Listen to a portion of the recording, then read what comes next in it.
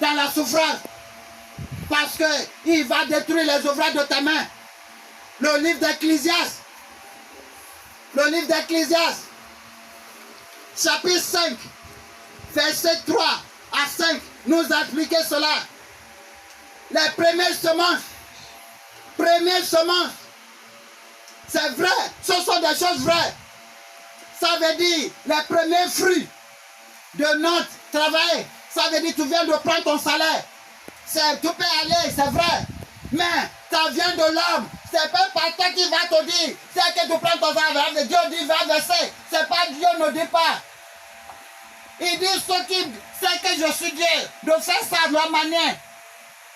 Pasteur ne doit pas obliger ça qui que ce soit. Ils ne font pas partie de l'alliance de Dieu pour son œuvre.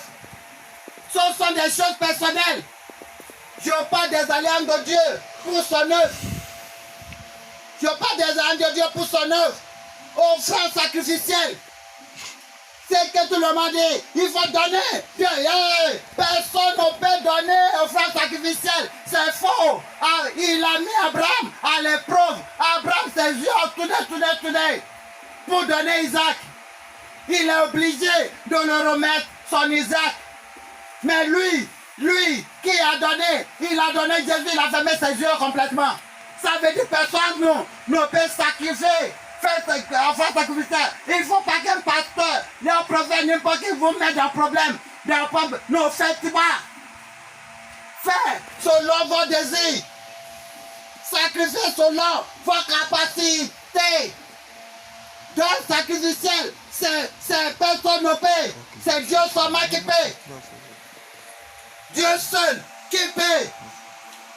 D'autres encore, le don au père spirituel, c'est bon de donner à son papa.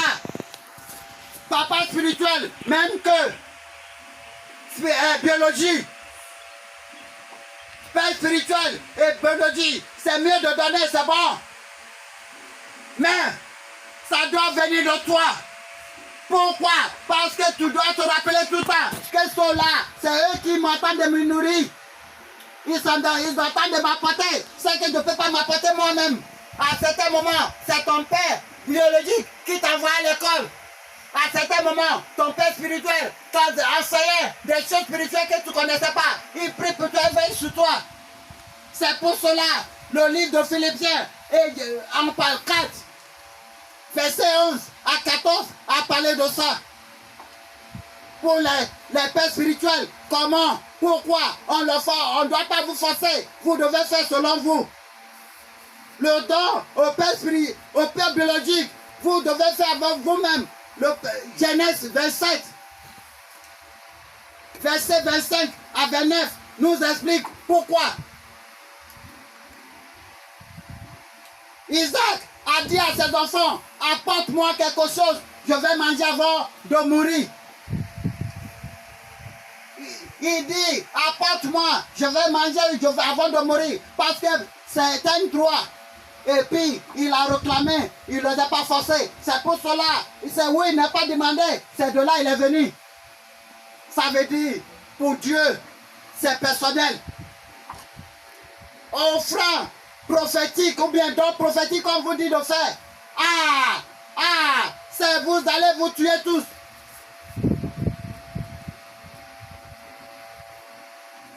Don prophétique, le livre de 1er roi, chapitre 17, verset 1, chapitre 17, verset 12 à 16.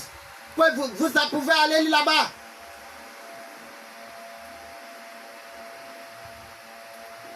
On ne fait pas certaines choses sans Dieu pour son œuvre. Non, non, non. Tout ce que je viens de citer là, ça veut dire investissement dans le royaume.